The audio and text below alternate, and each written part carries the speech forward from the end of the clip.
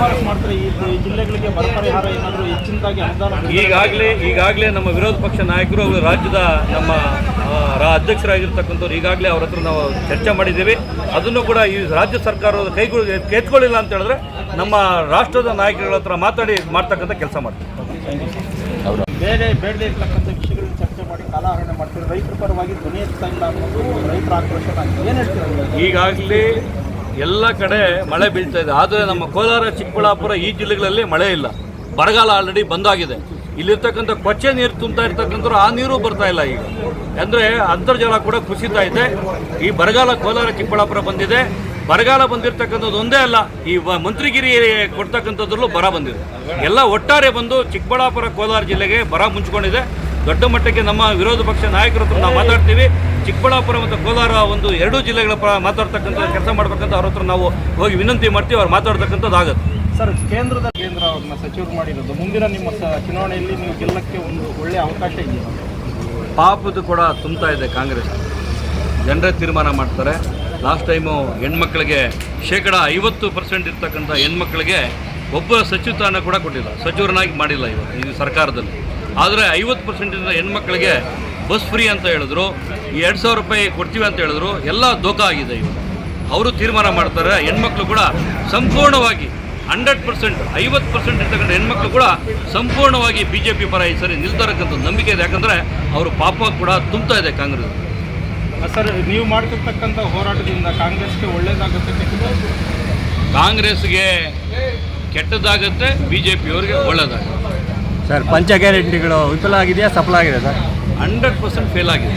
ಪಂಚ ಗ್ಯಾರಂಟಿಗಳು ಇವತ್ತು ಗೆದ್ದಿಡಿತಾ ಇದೆ. ಯಾಕಂದರೆ ಯಾವ ಗ್ಯಾರಂಟಿ ಕೂಡ ಏನು ಶುರುವಲ್ಲಿ ಬಂದಿರತಕ್ಕಂಥ ಹುಮ್ಮಸ್ಸು ಇರ್ತಕ್ಕಂಥದ್ದು ಇವತ್ತು ಗ್ಯಾರಂಟಿಗಳ ಬಗ್ಗೆ ನಿಗಾ ಇಡ್ತಾ ಇಲ್ಲ. ಗ್ಯಾರಂಟಿಗಳು ಹುಸಿಯಾಗಿದೆ. ಈ ಗ್ಯಾರಂಟಿಗಳಿಂದನೇ ಈ ಸರಿ ಅವರು ಸೋಲ್ತಾರೆ. ಸರ್, ಸಿದ್ದರಾಮಯ್ಯನವರ ಸರ್ಕಾರ ಇವ್ರನ್ನ ವಜಾ ಮಾಡಿತ್ತು, ಆದರೆ DK ಸರ್ಕಾರ ತನ್ನ ಭ್ರಷ್ಟ ಸರ್ಕಾರವನ್ನು ಮುಂದುವರಿಸಿದೆ ಅಂತಾರೆ ನಿಮ್ಮ ಮಾತು?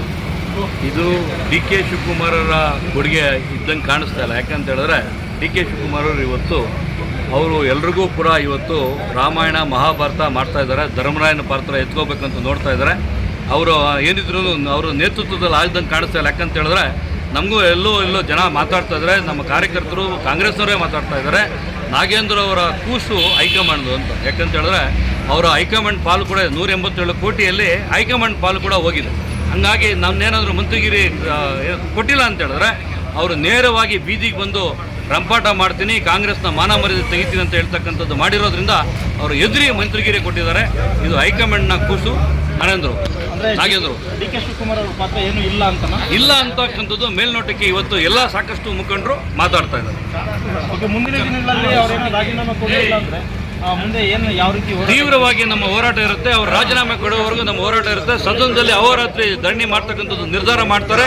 ಹಂಗಾಗಿ ಸದನದಲ್ಲೂ ಅಹೋರಾತ್ರಿ ಆಗುತ್ತೆ. ಈ ಜಿಲ್ಲಾ ಕಚೇರಿಗಳ ಎಲ್ಲ ಜಿಲ್ಲಾ ಕಚೇರಿಗಳ ಮುಂದೆ ಕೂಡ ಅಹೋರಾತ್ರಿ ಧರಣಿ ಹೋರಾಟ ಆಗುತ್ತೆ. ಸರ್, ಈಗಾಗಲೇ ನಮ್ಮ ಜಿಲ್ಲೆಯಲ್ಲಿ ಬರ ಆವರಿಸಿದೆ. ಬರ ಆವರಿಸಿದ ವಿರೋಧ BJP ಮತ್ತು JDS ಎಲ್ಲ ನಮ್ಮ ರಾಜ್ಯ ಸರ್ಕಾರದ ವಿರುದ್ಧ ಅಸೆಂಬ್ಲಿಯಲ್ಲಿ ಕೂಡ ಧ್ವನಿ ಎತ್ತಾ ಇದ್ದಾರೆ. ಸರ್, ಈ ಕಡೆ ಅಹೋರಾತ್ರಿ ಧರಣಿ ಮಾಡ್ತಕ್ಕಂಥದ್ದು ತೀರ್ಮಾನ ಆಗುತ್ತೆ ಸದನದಲ್ಲಿ ಕೂಡ. ಇಡೀ ಕರ್ನಾಟಕದಲ್ಲಿ ಎಲ್ಲ ಜಿಲ್ಲಾ ಕೇಂದ್ರಗಳಲ್ಲಿ ಜಿಲ್ಲಾಧಿಕಾರಿಗಳ ಕಚೇರಿಯ ಮುಂಭಾಗದಲ್ಲಿ ಏಕಕಾಲಕ್ಕೆ ನಿನ್ನೆ ಚಾಲನೆ ಕೊಟ್ಟಿರ್ತಕ್ಕಂಥದ್ದಾಗಿದೆ. ಇಡೀ ಜಿಲ್ಲೆಯಿಂದ ಎಲ್ಲ ವಿಧಾನಸಭಾ ಕ್ಷೇತ್ರಗಳಿಂದ ನೂರಾರು ಸಾವಿರಾರು ನಮ್ಮ BJPಯ ಮುಖಂಡರು ನಿನ್ನೆ ಹೋರಾಟ ಮಾಡಿದ್ದಾರೆ. ಇವತ್ತು ಕೂಡ ಇವತ್ತಿನಿಂದ ದಿನಕ್ಕೆ ಒಂದು ವಿಧಾನಸಭಾ ಕ್ಷೇತ್ರದಿಂದ ನಮ್ಮ ಕಾರ್ಯಕರ್ತರು ಬಂದು ಧರಣಿ ಮಾಡ್ತಕ್ಕಂಥದ್ದು ಮಾಡ್ತಾಯಿದ್ದೀವಿ. ನೂರಾರು ಸಂಖ್ಯೆಯಲ್ಲಿ ಇವತ್ತು ನಮ್ಮ BJP ಮುಖಂಡರು ಕೂಡ ಆಕ್ರೋಶವನ್ನು ವ್ಯಕ್ತಪಡಿಸ್ತಾ ಇದ್ದಾರೆ. ಭ್ರಷ್ಟ ಸರ್ಕಾರ, ಕಾಂಗ್ರೆಸ್ ಸರ್ಕಾರ ಅಂತಕ್ಕಂಥದ್ದು ರುಜುವಾತು ಆಗಿದೆ. ಯಾಕಂತ ಹೇಳಿದ್ರೆ 3 ವರ್ಷ ಸರ್ಕಾರ ಆಗಿದೆ.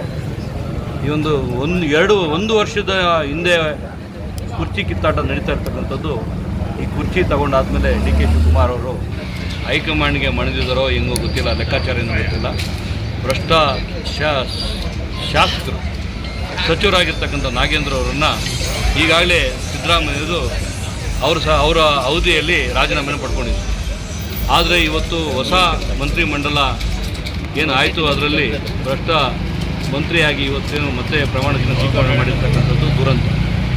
ಭ್ರಷ್ಟಾಂತರ ತೀರ್ಮಾನ ಆಡಲಿದೆ ಒಂದು 187 ಕೋಟ್ಯಾಂತರ ರೂಪಾಯಿ ಹಗರಣ ಮಾಡಿರ್ತಕ್ಕಂಥ ಮತ್ತೆ ತೊಗೊಂಡಿದ್ದಾರೆ ಅಂತ ಹೇಳಿದ್ರೆ ಇವು ಸರ್ಕಾರ ಎಷ್ಟು ಮಟ್ಟಿಗೆ ನಡೆಸ್ತಾ ಇರತಕ್ಕಂಥದ್ದು ಇವತ್ತಾಗಿದೆ. ಇದೆಲ್ಲ ಪೂರ್ತಿ 1.5 ವರ್ಷದಲ್ಲಿ ಎಕ್ಸ್ಪೈರಿ ಡೇಟು ಫಿಕ್ಸ್ ಆಗಿದೆ ಕಾಂಗ್ರೆಸ್ಗೆ. ಮುಂಬರುವ ದಿನಗಳಲ್ಲಿ ಕಾಂಗ್ರೆಸ್ಗೆ ಮುಖಕ್ಕೆ ಜನ ಮುಸಿ ಬೆಳೀತಾರೆ. 5 ಗ್ಯಾರಂಟಿ ಕೊಟ್ಟು 5 ಗ್ಯಾರಂಟಿ ಕೂಡ ಹುಸಿಯಾಗಿದೆ. ಇವತ್ತು ಗೆದ್ದಿಡಿತಾ ಇದೆ. ಗ್ಯಾರಂಟಿ ಗಾದೆ ಮುಗಿದಿದೆ. ಮುಂಬರುವ ದಿನಗಳಲ್ಲಿ 1.5 ವರ್ಷದಲ್ಲಿ ಇವರು ಮತ್ತಷ್ಟು ಮಾಡುವ ಅನಾಚಾರಗಳನ್ನು ಪಾಪದ ಕುಂಡನ್ನು ತುಂಬುತ್ತೆ. ಈ ಕಾಂಗ್ರೆಸ್ನ ತೆಗಿತಕ್ಕಂಥದ್ದು ಎಲ್ಲೂ ನಿರ್ಧಾರ ಮಾಡಿದ್ದಾರೆ. ಅವರ ಪಾಪಕುಂಡ ತುಂಬಿರೋದು ಸ್ವಲ್ಪ ಆದರೂ ಕಮ್ಮಿ ಆಗಬೇಕಂತ ಹೇಳಿದ್ರೆ ಈ ನಾಗೇಂದ್ರನ್ನ ಇಮಿಡಿಯೇಟಾಗಿ ಕೈ ಬಿಡಬೇಕು. ಒಳ್ಳೆ ಸಚಿವರನ್ನು ಒಳ್ಳೆ ಕೆಲಸ ಮಾಡ್ತಕ್ಕಂಥವ್ರನ್ನ ತಗೋಬೇಕು. ಇಡೀ 2 ಜಿಲ್ಲೆಗಳಲ್ಲಿ ಚಿಕ್ಕಬಳ್ಳಾಪುರ ಮತ್ತು ಕೋಲಾರ ಜಿಲ್ಲೆಗೆ ಅನ್ಯಾಯ ಮಾಡಿರ್ತಕ್ಕಂಥ ಈ ಕಾಂಗ್ರೆಸ್ ಇಲ್ಲಿರ್ತಕ್ಕಂಥ ಸಚಿವರನ್ನ ಕೂಡ ತೆಗೆದಿದ್ದಾರೆ. ಹೊಸಬ್ರನ್ನ ಇರ್ತಕ್ಕಂಥ ಇಷ್ಟೊಂದು MLAಗಳಿದ್ದಾರೆ, ಒಬ್ಬರ ಸಚಿವಗಿರಿ ಕೊಟ್ಟಿಲ್ಲ. ಏನೋ ಕೋಲಾರ ಮತ್ತು ಚಿಕ್ಕಬಳ್ಳಾಪುರ 2ಕ್ಕೂ ಸಚಿವಗಿರಿ ಕೊಟ್ಟಿಲ್ಲ. ಈ ಕಾಂಗ್ರೆಸ್ನ ಧೋರಣೆಗೆ ದೊಡ್ಡ ಮಟ್ಟಕ್ಕೆ ನಮ್ಮ ವಿರೋಧ ಇದೆ.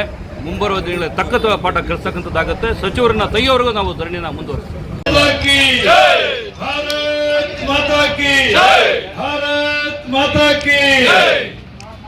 ಭ್ರಷ್ಟ ಕಾಂಗ್ರೆಸ್ ಸರ್ಕಾರಕ್ಕೆ, ಭ್ರಷ್ಟ ಕಾಂಗ್ರೆಸ್ ಸರ್ಕಾರಕ್ಕೆ, ನಾಚಿಕೆ ಇಲ್ಲದ ಕಾಂಗ್ರೆಸ್ ಸರ್ಕಾರಕ್ಕೆ, ರೂಢಿಮಾರ್ ಕಾಂಗ್ರೆಸ್ ಸರ್ಕಾರಕ್ಕೆ, ದಲಿತರಿಗೆ ಅನ್ಯಾಯ ಮಾಡಿದ ಕಾಂಗ್ರೆಸ್ ಸರ್ಕಾರಕ್ಕೆ, ನಾಯಕ ಸಮುದಾಯದ ಹಣವನ್ನು ಲೂಟಿ ಮಾಡಿದ ಸರ್ಕಾರಕ್ಕೆ ರಾಜೀನಾಮೆ, ರಾಜೀನಾಮೆ, ರಾಜೀನಾಮೆ. ನಾಗೇಂದ್ರ ಅವ್ರನ್ನ